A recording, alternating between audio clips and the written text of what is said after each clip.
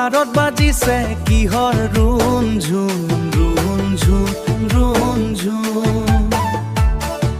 এই বতাহত ভাহি আহিছে ও চিনাকি এটি সুৰ ও চিনাকি এটি সুৰ এই বুকুৰ মাজত কি বাজিছে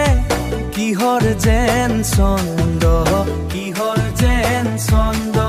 এই পথাৰৰ ধূলিত আজি বসন্তৰে বন্ধ হে ও